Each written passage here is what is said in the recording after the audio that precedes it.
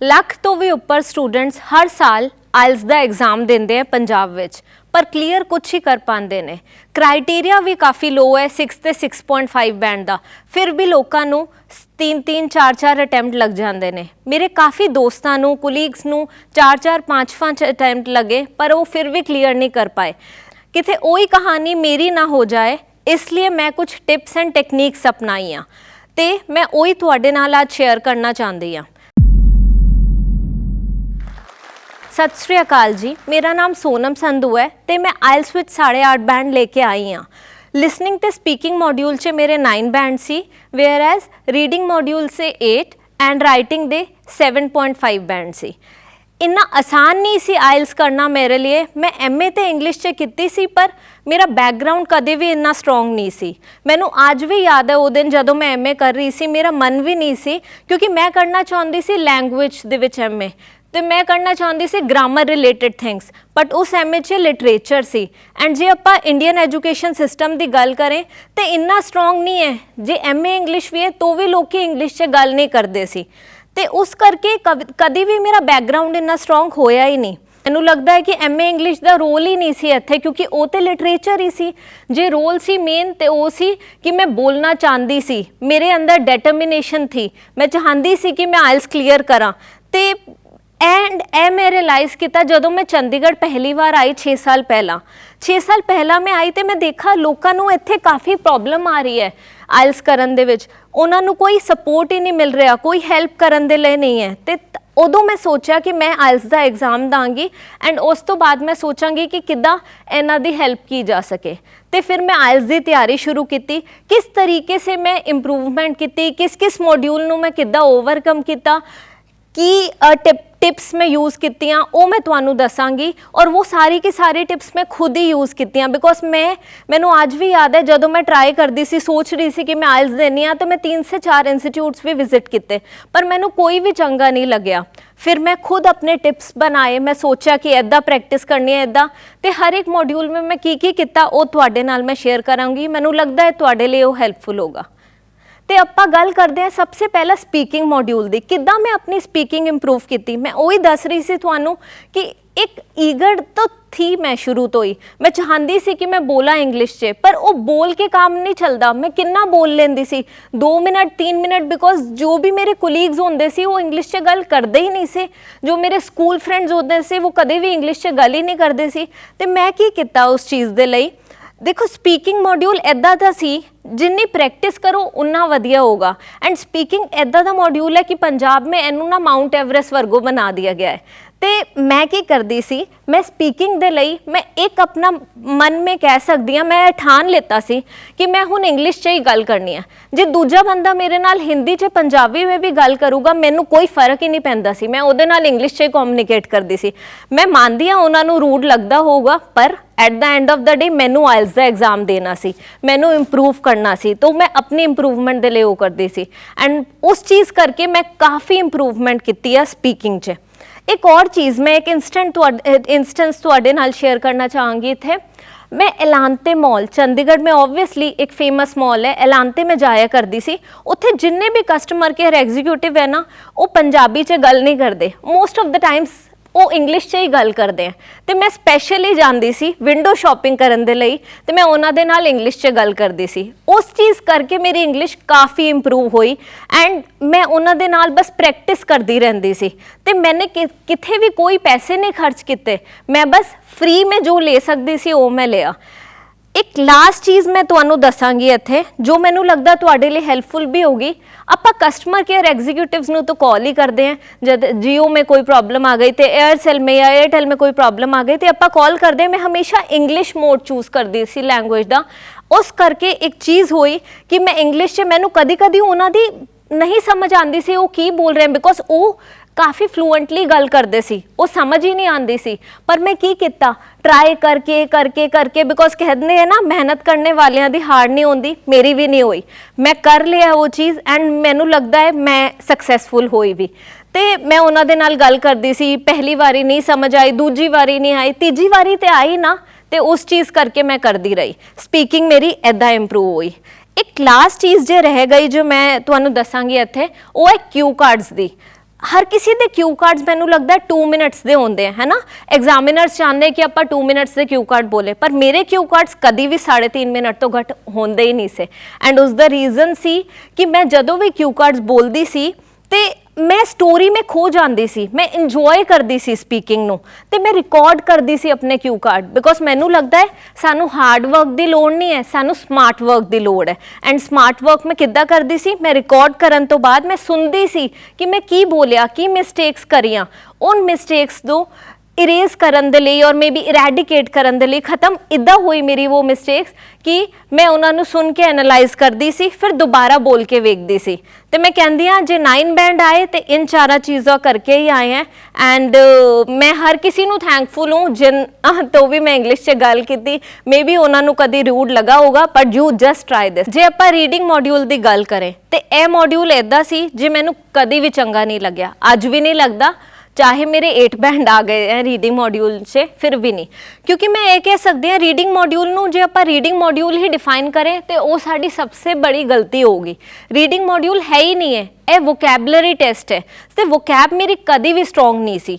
ਚਾਹੇ ਮੈਂ MA English ਕੀਤੀ ਸੀ, ਮੈਨੂੰ ਯਾਦ ਹੈ ਐਮਏ ਇੰਗਲਿਸ਼ ਕੀਤੀ ਸੀ, ਪਰ ਉੱਪਰੋਂ ਮੈਂ ਨੋਵਲ ਪੜ੍ਹਦੀ ਸੀ, ਮੈਨੂੰ ਇੰਟਰਸਟ ਨਹੀਂ ਸੀ ਐਮਏ ਇੰਗਲਿਸ਼ ਦਾ ਕਿਉਂਕਿ ਮੈਨੂੰ ਲੈਂਗੁਏਜ ਦਾ ਇੰਟਰਸਟ ਸੀ। ਤਾਂ ਉੱਪਰੋਂ ਨੋਵਲ ਕੀਤੇ ਤੇ ਸਕੋਰ ਆ ਗਿਆ ਤੇ ਠੀਕ ਹੈ ਉੱਦਾਂ ਹੋ ਗਿਆ, ਪਰ ਉੱਦਾਂ ਨੋਵਲਸ ਕभी ਇੰਟਰਸਟ ਦੇ ਲਈ ਕਦੇ ਮੈਂ ਪੜ੍ਹੇ ਹੀ ਨਹੀਂ, ਉਸ ਕਰਕੇ ਵੋਕੈਬ ਇੰਪਰੂਵ ਨਹੀਂ ਹੋਈ। ਤੇ ਮੈਂ ਹੁਣ ਕੀਤਾ ਕਿ ਕਿੱਦਾਂ ਮੈਂ ਕਰਦੀ, ਮੈਨੂੰ ਇਹ ਸਮਝ ਨਹੀਂ ਆਇਆ। ਫਿਰ ਮੈਂ ਇੱਕ ਰੈਜ਼ੋਲੂਸ਼ਨ ਮੈਨੂੰ ਇਹ ਮਿਲਿਆ ਉੱਥੇ ਕਿ ਮੈਂ ਕੀ ਕਰਦੀ ਸੀ ਕਿ ਰੋਜ਼ ਜੋ ਵੀ ਮੈਂ ਰੀਡਿੰਗ ਕਰਦੀ ਸੀ ਉਹਦੀ ਡੇ ਵਾਈਜ਼ ਵੋਕੈਬਲਰੀ ਬਣਾਉਂਦੀ ਸੀ।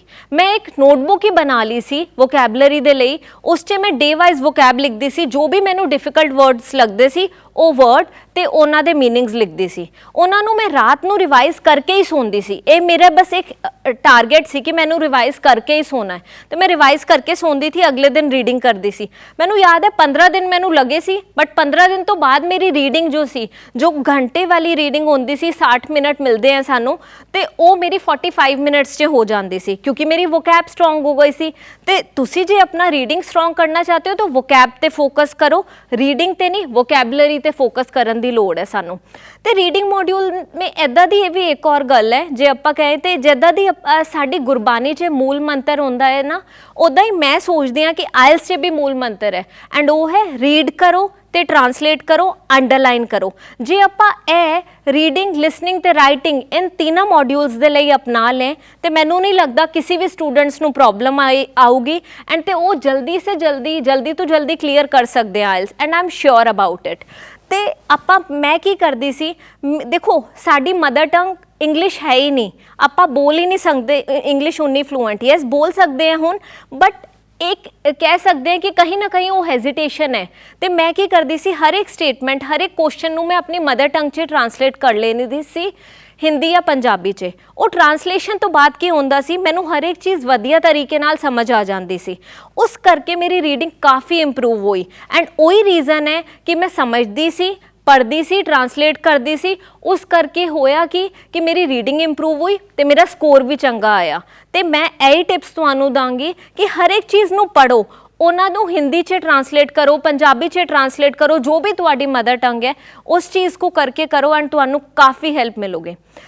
अब ਹੁਣ ਆਪਾਂ ਗੱਲ ਕਰਦੇ ਹਾਂ ਲਿਸਨਿੰਗ ਮੋਡਿਊਲ ਦੀ। ਲਿਸਨਿੰਗ ਉਹਦਾ ਤੇ ਮੋਡਿਊਲ ਇੱਦਾਂ ਦਾ ਹੈ ਕਿ ਸਭ ਨੂੰ ਈਜ਼ੀ ਲੱਗਦਾ ਹੈ, 9 ਬੈਂਡ ਆ ਜਾਂਦੇ ਆ ਲੋਕਾਂ ਦੇ, ਪਰ ਕਿੱਦਾਂ ਆਉਂਦੇ ਆ 9 ਬੈਂਡ? ਸਾਨੂੰ ਤਾਂ ਇੰਗਲਿਸ਼ ਸਮਝ ਹੀ ਨਹੀਂ ਆਉਂਦੀ ਕਿ ਉਹ ਨੇਟਿਵ ਸਪੀਕਰਸ ਬੋਲ ਰਹੇ ਆ, ਅਮਰੀਕਨ ਸਪੀਕਰਸ ਹੈ, ਬ੍ਰਿਟਿਸ਼ ਸਪੀਕਰਸ ਹੈ, ਉਹਨਾਂ ਦੀ ਇੰਗਲਿਸ਼ ਤਾਂ ਸਾਨੂੰ ਸਮਝਣਾ ਸਾਡੇ ਲਈ ਕਾਫੀ ਔਖਾ ਹੈ। ਤੇ ਆਪਾਂ ਕੀ ਕਰਦੇ ਸੀ, ਮੈਂ ਆਪਣਾ ਅਗਰ ਐਗਜ਼ਾਮਪਲ ਦਾਂ ਤੇ ਉਸ ਟਾਈਮ 'ਤੇ ਮੈਂ ਇੱਕ ਚੀਜ਼ ਕਰਦੀ ਸੀ, ਜੋ ਪਾਰਟ ਮੈਨੂੰ ਸਮਝ ਨਹੀਂ ਆਉਂਦਾ ਸੀ ਉਹ ਮੈਂ ਦੁਬਾਰਾ ਸੁਣਦੀ ਸੀ। ਇਹ ਰੀਡ, ਟ੍ਰਾਂਸਲੇਟ, ਅੰਡਰਲਾਈਨ ਵਾਲਾ ਜੋ ਮੂਲ ਮੰਤਰ ਹੈ ਉਹੀ ਮੈਂ ਅਪਲਾਈ ਕਰਦੀ ਸੀ ਲਿਸਨਿੰਗ 'ਚ ਵੀ।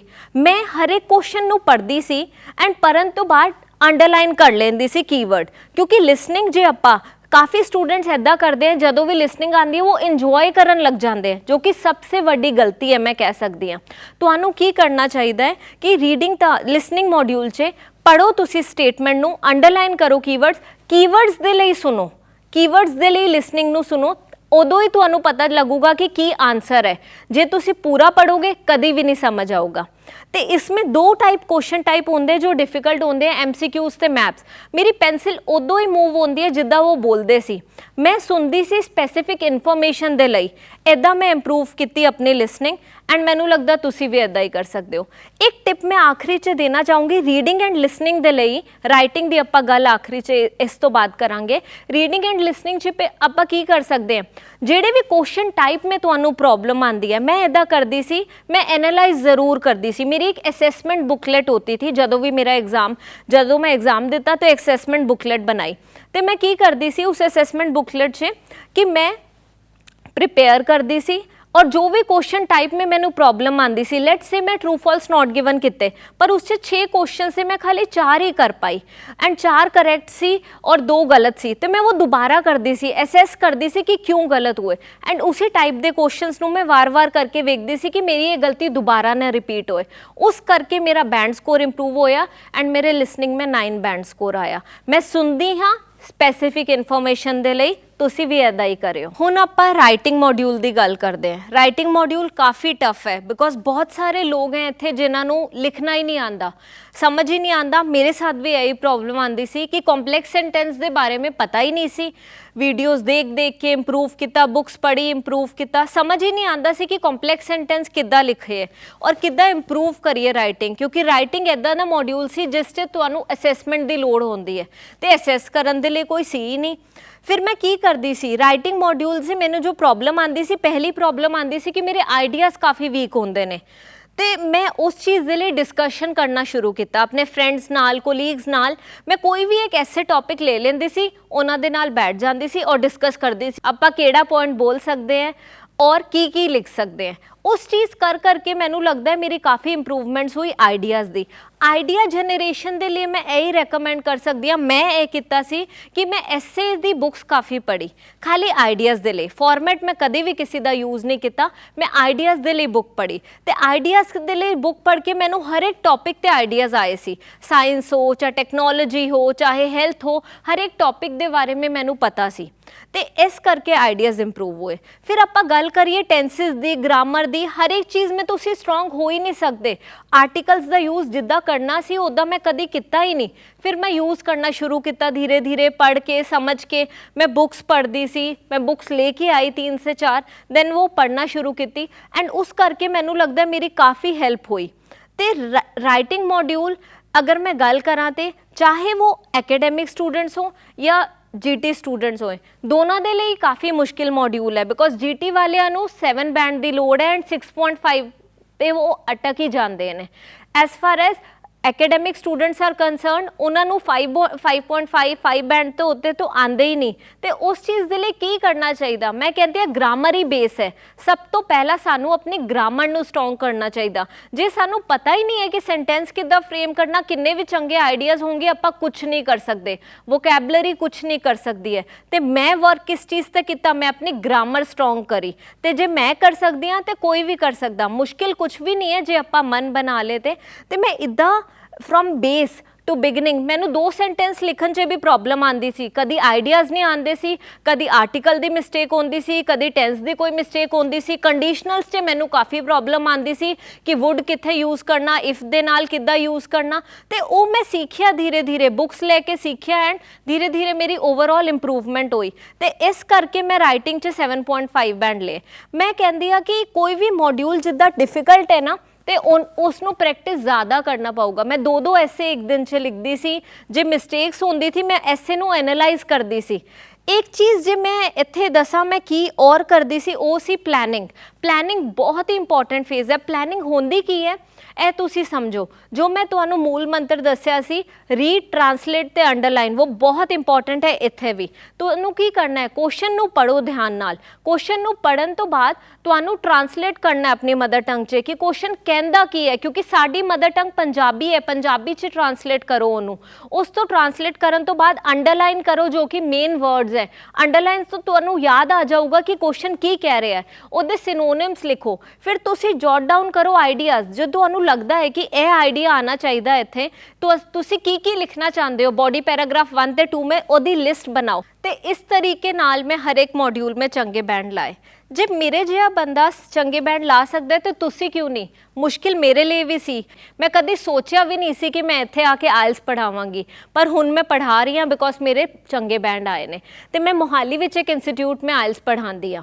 ਤੇ ਮੈਂ ਇਹੀ ਕਹਿ ਸਕਦੀ ਹਾਂ ਕਿ ਮੁਸ਼ਕਿਲ ਹਰ ਕਿਸੇ ਲਈ ਹੁੰਦਾ ਹੈ ਆਇਲਸ ਕਰਨਾ। ਲੋਕੀ ਅਲੱਗ-ਅਲੱਗ ਆਪਸ਼ਨਸ ਚੂਜ਼ ਕਰਦੇ ਨੇ ਕੈਨੇਡਾ ਜਾਣ ਦੇ ਲਈ, ਤੇ ਮੈਂ ਕਹਿੰਦੀ ਹਾਂ ਉਹ ਆਪਸ਼ਨਸ ਗਲਤ ਹੈ। ਤੁਸੀਂ ਆਇਲਸ ਨੂੰ ਹੀ ਇੱਕ ਅਗਰ ਜ਼ਰੀਆ ਬਣਾ ਲਓ, ਤੁਸੀਂ ਇੰਗਲਿਸ਼ ਨੂੰ ਹੀ ਇੰਪਰੂਵ ਕਰੋ, ਤਾਂ ਤੁਸੀਂ ਕਾਫੀ ਕੁਝ ਕਰ ਸਕਦੇ ਹੋ।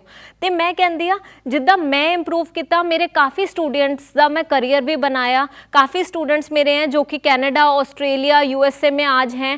ਉਹਨਾਂ ਨੂੰ ਮੈਂ ਪੜ੍ਹਾਇਆ ਸੀ, ਉਹਨਾਂ ਦੇ ਪਹਿਲੇ ਬੈਂਡ ਨਹੀਂ ਆ ਰਹੇ ਸੀ, ਫਿਰ ਉਹਨਾਂ ਦੇ ਆਏ 15-15 ਦਿਨ 'ਚ ਵੀ ਬੈਂਡ ਆਏ हैं ਸਟੂਡੈਂਟਸ ਦੇ। ਉਹ ਜੌਬ ਤੋਂ ਛੁੱਟੀ ਲੈ ਕੇ ਆਉਂਦੇ ਨੇ ਤੇ ਬੈਂਡ ਆਤੇ हैं ਤੇ ਉਹ ਖੁਸ਼ ਹੁੰਦੇ हैं। ਤੇ ਮੈਂ ਇਹੀ ਚੀਜ਼ ਕਹਿ ਸਕਦੀ ਹਾਂ ਮੁਸ਼ਕਿਲ ਉਹਨਾਂ ਦੇ ਲਈ ਵੀ ਹੈ, ਪਰ करना चाहे तो हर कोई कर सकता है। जिद्दां कि मैंने मन बनाया तुसी भी बनाओ।